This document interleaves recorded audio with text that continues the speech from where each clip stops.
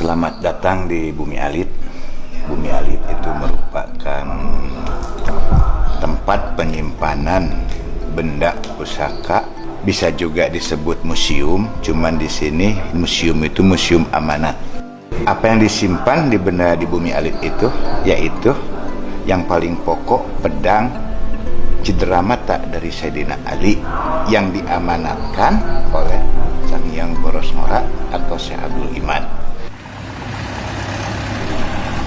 Panjalu itu dulu merupakan sebuah kerajaan.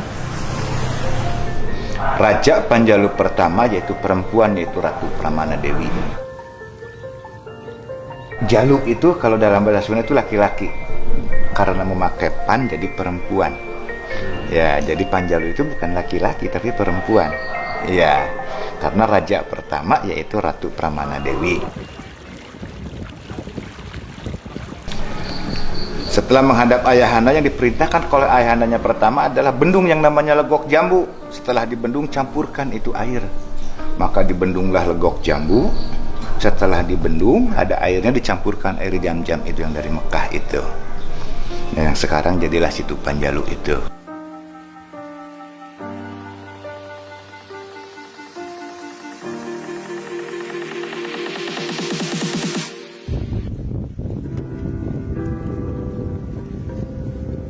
Setelah beliau membuat danau itu, beliau diangkat menjadi raja, menggantikan kakaknya Lembus Sampulur II. Lembus Sampulur II sama ayahandanya disuruh memegang kawasan Gunung Tampomas Sumedang. Nah, setelah beliau menjadi raja, memindahkan kerajaan dari Karangluhur ke tengah danau. Tapi beliau tidak lama menjadi raja. Diserahkan kepada putranya. Pertama kepada putra yang tertua yaitu Haryang Kuning yang makamnya di sebelah selatan sini. Yang kedua Haryang Kancana yang tengah danau. Itu anaknya. Setelah beliau menyerahkan kerajaan kepada anaknya, beliaunya kemana? Beliau banyak syiar. Dari suatu tempat ke tempat lain sampai seluruh Indonesia. Hanya di mana beliau syiar agama, nama dan julukannya pun berbeda. Pertama beliau ke daerah Garut. Jadi Garut itu Sunan Rahmat Suci atau Kian Santang namanya beliau. Terus ke Jampang Kulon di Surade yaitu Syekh Jampang Manggung. Di Jampang Tengahnya Syekh Aulia Susuhunan. Di Bantennya Syekh Pamarayan. Di Padang di Sumatera Alifin. Di Sumatera Selatannya Prabu Muli, malah Prabu Muli jadi nama. Ya. Di Karawang Syekh Kuro. Di Cirebon Mbah Pusangkan. Ke Kalimantan di Kutai Kartanegara, Kabu Cakraningrat. Setelah beliau sebelum wafat kembali ke Panjalu dan beramanat kepada anak cucunya. Siapa saja berselusa mujarah ke tempat saya tidak perlu mencari makam. Tapi cukup cari cirinya ini pedang. Makanya setelah beliau wafat dibuatlah satu tempat untuk menjalankan amanat beliau, menyimpan itu pedang untuk jaroh ke beliau. Makamnya di mana walau alam. Tapi insya Allah sih ada seputaran Panjalu. Nah, Prabu Sang Hyang Boros Ngora mempunyai penasehat. Satu Panghulu Gusti, kedua Karimil Patah, ketiga Jagabaya, keempat Guru Aji Kampuh Jaya. Guru Aji Kampuh Jaya sebagai penasehat merangkap dengan gurunya anaknya itu Haryang Kuning dengan Haryang Kancana.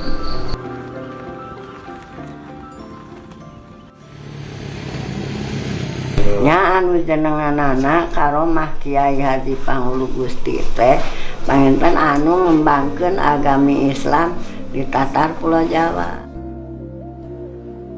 Anjeunna milari ilmu agami Islamnya angkat ke Mekah. Parantos di Mekah mun lami puluhan tahun gitu. Tos di Mekah panginten dijenengankeun saatosna dipaparinan cai jam-jam Sayyidina Ali tok dibawa cai jam di ditu itu jam sakumaha kepentingan umum umat panyawat lahir sang batin dilebetkeun kana karanjang Sayyidina Ali teh si cai jam-jam teh jam-jam ya kumargi panginten surti Sayyidina Ali gitu Jadi kasai eta titiasa motor gitu. Masya Allah. Dijenengankeun dewe saya Dul Iman. Syekh Dul Suju di Iman. Mekah teh ngumun akhirna angkat mulih mendarat di Aceh ngajenengankeun Syekh Malikul Saleh. Oh, Eta cai teh janten jam-jam teh mau gurulang gorolong kadi suka dieu. jika dina daun talus gitunya. Sumohon. Nah, lami-lami nama panginten terakhir nama dugi ka dieu. Anu sejak nyimpen sai di dieu tetiasa kan tenang di Banten tetiasa. Nya akhir nama dugi di dieu panginten. Ieu ge Ciomas atan janten Ciomas panginten. Kan angkat anjeunna ka Palihebal tos didinya mendaki di lokasi panginten didinya ngajenengankeun Kiai Jagaraksa. Nah, Kiai Haji Panghulu Gusti. Nah, terus lungsur nyari lokasi terus eta cai disimpen dikecelakeun didinya. Pantos dikecelakeun didinya anjeunna ngajenengankeun eta cai teh cai geger emas anu kanggo nyipuh jasmani, nyipuh rohani, nyipuh sagala rupi ilmu penemu, ngahilangkeun sagala rupi panyawat lahir sareng batin.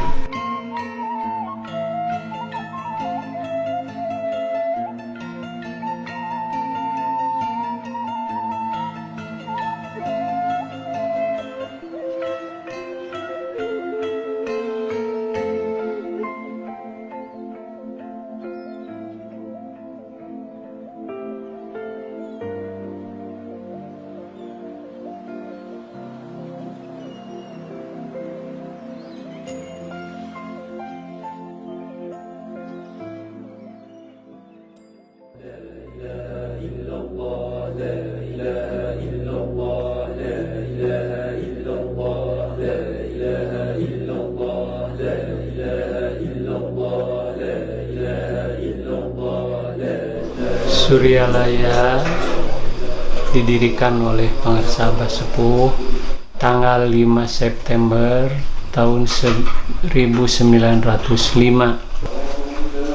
masih dalam keadaan zaman penjajahan Belanda, sehingga ikhwan-ikhwan yang mau masuk ke Suryalaya waktu itu sulit karena di Warudoyong dijaga oleh pemerintahan Belanda. Kalau mau masuk ke Suryalaya katanya harus jalan belakang sambil mikul kayu bakar atau rumput, seolah-olah penduduk asli di Warudoyong atau di sekitar Suryalaya yang mereka datang nggak seperti tamu gitu. Jadi sembunyi-sembunyi lintas Citanduy baru masuk ke Suryalaya. Masya Allah perjuangan. Itu ya cerita orang tua mereka. Kalau pergi ke Suryalaya itu tengah malam habis maghrib dari Panawangan datang ke sini, subuh ke Suryalaya itu. Masya Allah. Jadi selama 12 jam jalan kaki, yaitu lewat gempalan itu, jalannya lewat Sadewata, jalan kaki.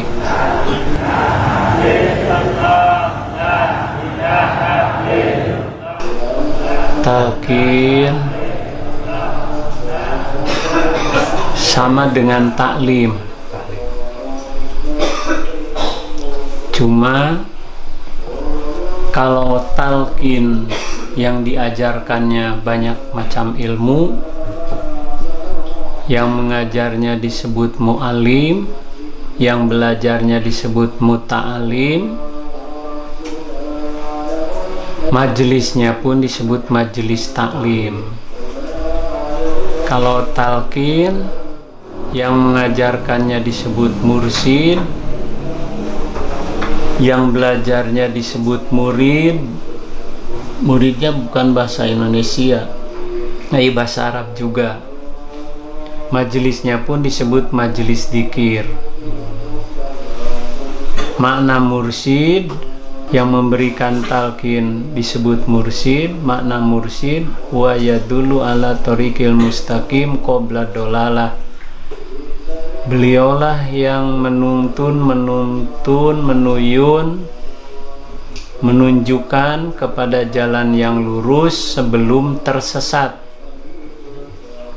Murid suku katanya dari aroda yuridu irodatan bahwa muridun, yang artinya orang yang berkeinginan, yaitu siapa saja yang ingin selamat bahagia dunia dan akhirat. Disebut murid. Majelisnya pun disebut majelis zikir. Nabi menyatakan ida marortu biryadil jannah farta'u, di mana kita lewat kepada satu riyadul jannah, taman-taman surga, maka berhentilah di situ, ikut bergabung. Sahabat bertanya, wa ma riyadul jannah ya Rasulullah, apa yang dimaksud dengan taman-taman surga? Qala, Nabi bersabda, halqud dzikir, itulah tempat-tempat yang digunakan untuk berzikir. Jadi talqin yang diajarkannya khusus zikir. Kalau talim bermacam ilmu disampaikan berdasarkan hadis Nabi, lakinu mautakum la ilaha illallah, artinya ajarkan, talqinkan itu mautakum kepada orang yang akan mati, la ilaha illallah.